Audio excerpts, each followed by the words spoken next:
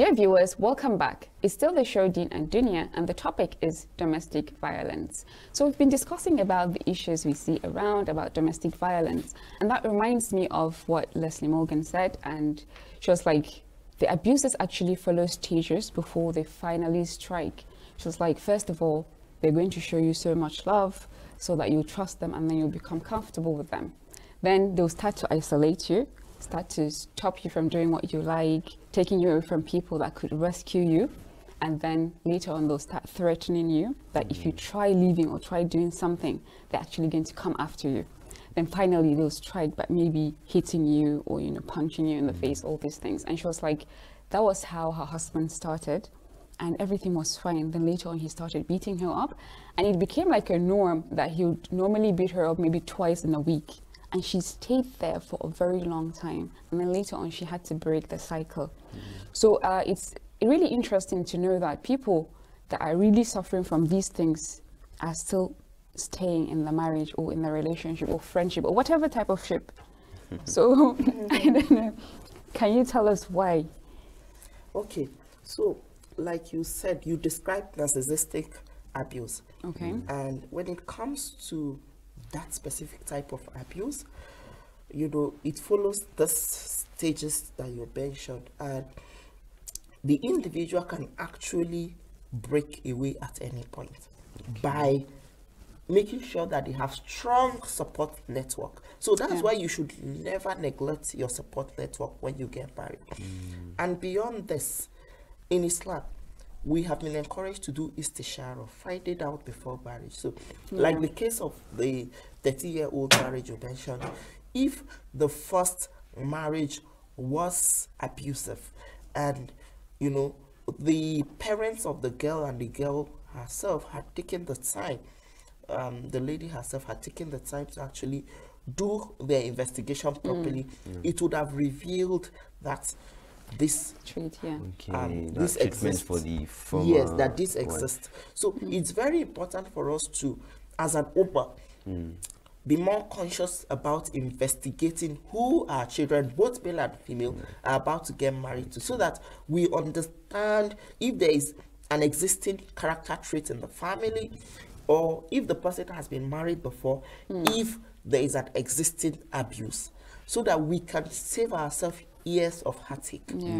So at any point in this cycle, a woman can break free. Is it at the point of being bombarded by love? Is it at the point of starting to isolate? So individuals need to be able to have self-love, because sometimes there is also a feeling of unworthiness in individuals, which narcissistic people take advantage of. So individuals should have self-love, and from this love, give out of it. I've had some people describe, some situations that they actually caused it. Now, they weren't assertive enough. They were depending on externals for validation. So know that you are whole. So two whole people go into marriage. Marriage does not complete you, it complements you. Sure. Please need to repeat that. Marriage does not complete you, it complements you. Allah has made you whole. You're whole. You don't need anybody from outside to make you whole. That's true. So know that marriage is complementary. Whatever you're wanting from outside, you should be able to give it to yourself. Is it care? Is it love? I've had some women describe things they wanted from their husbands, and they were not even giving this to themselves. How do you expect somebody to give you something you're not willing to give to yourself? Why are you waiting for love to come from outside when you can love yourself first? It even increases your value as a person on its own, and then no man or woman will look down on you that now I will just keep this person as my prisoner. And before we even continue, I think I want us to now broaden the scope a little bit, because when you talk about domestic violence, it's domestic. I think it covers the whole home, and we've heard of cases where the children are now for example, maybe there is as a house help in the house, the children are now the ones molesting or abusing the help, or it might come from the parents themselves. And sometimes it might even come from an uncle to the nephew or niece, or from even directly from the parents. So what can we now say to children that are now being abused? Sometimes most of them do not really even understand that it is abuse. Sometimes you just feel like these people just hate me, or that's how it is supposed to be. And then when they grow up, it has this effect on their psyche and how they think. So you sometimes you really see it and you feel pity for them. So what can we say to them to help them? And sometimes they come to them with threats, so they cannot speak up. And they're kids, so it's like your whole life is being controlled by this person. There is no outside source of that you can go to or run away to. I mean, they are like, okay, if you run away, where will you run away to? Sure. So I don't know, what can we really say to these children or these teenagers that can help them to speak out, or can help them to find help? Just show them, give them pointers where to go to, what to do, and how to go about it. Thank you so much for that very vital question. The fact is, as long as the world exists, we would have abusers, because some of these abusers have been conditioned to abuse because they have been hurt people, they've been through abuse themselves. Some of them is a psychological problem they have. And like you said, not everybody that appears normal in the range of normal is actually normal. So what can individuals do, especially children? They don't have as much access to information as adults do. And sometimes the abuser is threatening, sometimes the abuser is even the parents themselves. That's why I want schools to have real counseling units, because it's one of the first points of call for children. And school administrators should take this cases seriously.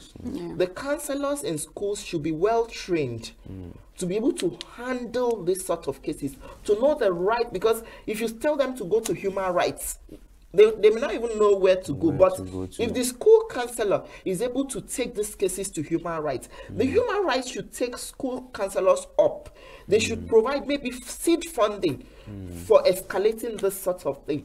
The government should take an active interest in the young. I think that's a really big problem. Schools don't really take it as seriously as they should. Most private schools, they are after school fees. The parents, the money. When one parent can pay 2 million, 3 million for a child. So how would they want to kill the cow? Exactly. They will not want the parent to withdraw the child from the school. School administration is a moral obligation. You are a custodian. Allah is going to ask you. You need to take a more active role in the lives of those children under your custody. If the home is not providing the security they deserve, the school should be able to step in. So levels as a child, if you're facing any level of emotional abuse could be physical, it could be sexual harassment, it could be actual sexual abuse, which is it involves penetration, it could be emotional, it could be psychological. If you feel uncomfortable with any of your parents, any of your uncles, any of your house helps, please speak out. Speak to your school counselor or somebody you trust at school, or go online and search for the number of human rights and call them. You'll be able to get help by the grace of Allah, and make du'as. May Allah keep us safe in places that are supposed to be safe for us. I think do we categorize, these cases of bullying within the schools? We also categorize them under domestic violence, because the classroom is also supposed to be a domestic environment. Because I remember when I was in secondary school, we weren't that much in a class. I think when I was in SS3, we weren't that much. So it was a second family away from home. We were like one big happy family with our teachers, and within the students ourselves, everyone was, always have, at a point in time, you will have an interaction with at one person. You must at least everyone knows everybody. So it is like if a case of bullying or something of that sort comes up within the classroom, I feel like we should still categorize it under domestic violence and it's still within the school. So I think the idea of school counseling has to be involved. That's just basically most schools today that have investigated don't have active school counselors, and some of them that have interacted with that have counselors are not trained. So you see the counselor just all over the place doing things that they feel in their mind, not doing things professionally. Or sometimes it might be a teacher that they just asked to be the counselor. That have engaged. No professional. Honestly, until now that you've mentioned, I've even never heard of any school saying we have counselors for kids or There are something some like that. schools that actually have counselors, but some of the counselors are not professional at all. They are not trained. Okay. Yeah. So basically, they have to go So they through do training. what we call native counseling. Which is a mixture of culture and their beliefs and their own and personal values. beliefs. Yes. But counseling goes beyond that. You have to be a professional. You have to understand psychology. So now going back to the issue of people staying in abuse, some victims actually said that, okay, there are two difficult questions to answer. The first one is the victim asking himself or herself that, okay, why am I still here? And they'll be like, mostly the abusers would like to share maybe a very huge secret with them to feel like, hey, I'm very strong, so now I'm the one to be this person's savior. Because maybe they've suffered from something from before, so I'll have to be there so that I'll help them. Or if some people outside ask them why they're still there, they'll be like, okay, they'll just take everything away from me and I don't know how to start. So, dear viewers, this is still the show Deen and Duniyah. Now, I'm going to ask our special guest to tell us what to do. Just maybe 1 or 2 advice for the abusers to stop doing it and also for the victims. Yeah. So the thing is, it gets very uncomfortable before it gets comfortable. It's like when Allah asked Prophet Noah to build the boat.